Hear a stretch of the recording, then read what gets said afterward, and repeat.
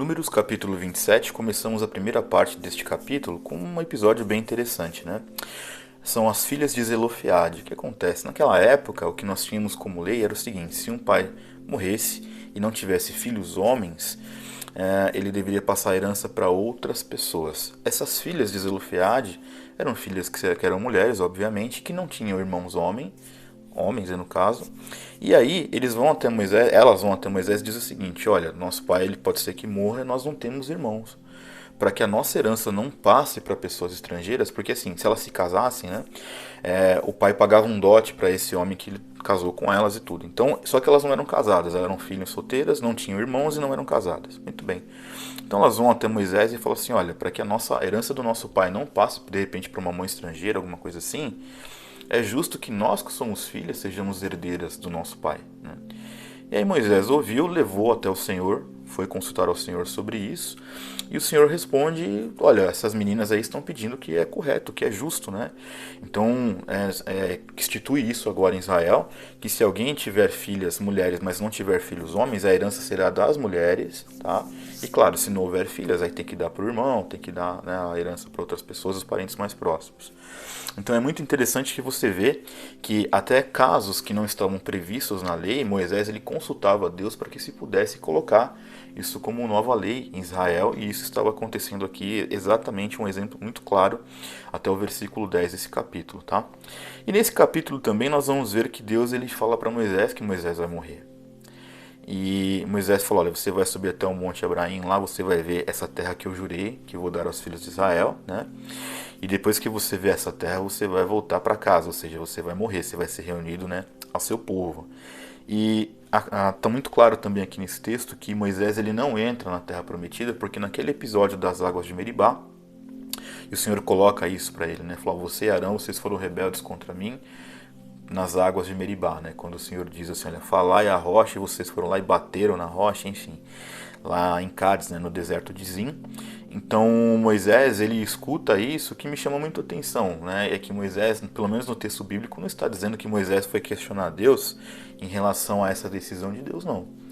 Aqui não está falando que Moisés ficou de mimimi, ficou choroso: ah, Deus tenha misericórdia.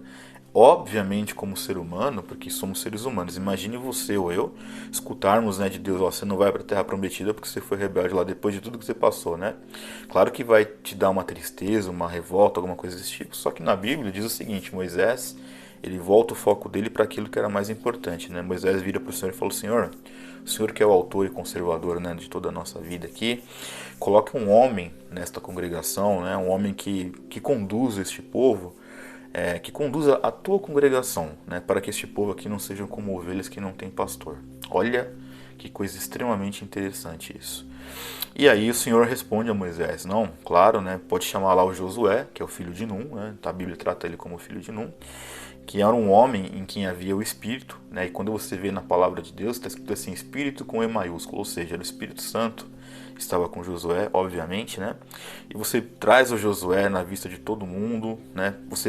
É interessante que a Bíblia fala o seguinte: você coloque sobre ele parte da sua autoridade sobre ele. Acho bem interessante isso, que nesse sentido havia ali uma passagem de bastão mesmo, né? Olha, não sou eu mais o líder, você vai ser o líder, né? Só que diferente de Moisés, a qual o Senhor falava, claro, face a face, assim por dizer, era mais claro aqui que Josué não teria esse tipo de vivência com Deus, porque ele coloca nos versículos finais para que ele tenha ali sempre perto dele Eleazar, que era o sacerdote, né? Então Eleazar já ia, né, tinha que chamar ali o Josué na frente de toda a congregação. Moisés ia também passar essa autoridade para ele, mas ele também tinha que se apresentar ao sacerdote Eleazar, é o que está escrito aqui na Bíblia, né? Então Moisés obviamente fez tudo aquilo que o Senhor tinha pedido, né? Fez de acordo com a orientação de Deus. Então nós vemos um capítulo bastante denso em termos de acontecimentos, né? As meninas que conseguiram o direito de ser herdeiras, um direito legítimo, Deus tratando com Moisés sobre a sua morte, né? Imagine você esse tipo de intimidade quando Deus falasse a você o seguinte: olha, você se prepara que em tanto tempo você vai morrer, faz as coisas que você tem que fazer. E a nobreza, né, de Moisés, nesse sentido de ser um homem de Deus, que talvez pelo cansaço, pela frustração, não questionou Deus em nada em relação a tudo aquilo que tinha sido dito, porque também para ele morrer era ir, né, para o Pai, então era melhor do que ficar aqui neste mundo. Mas a preocupação legítima de um verdadeiro líder, né, de um homem que realmente apacentou um povo. Senhor, coloque um homem que cuide desse povo, que cuide da sua congregação, para que a sua congregação não fique perdida como, né, ovelha sem pastor. Isso é maravilhoso.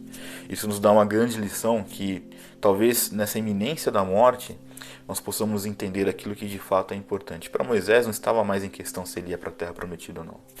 Para Moisés o que ficou claro que a preocupação primeira dele era que o povo não ficasse perdido. E isso me dá essa reflexão, né? Se eu soubesse que eu vou morrer daqui a um mês, o que seria a minha prioridade hoje? Isso é uma inquietação que nós devemos carregar para as nossas vidas.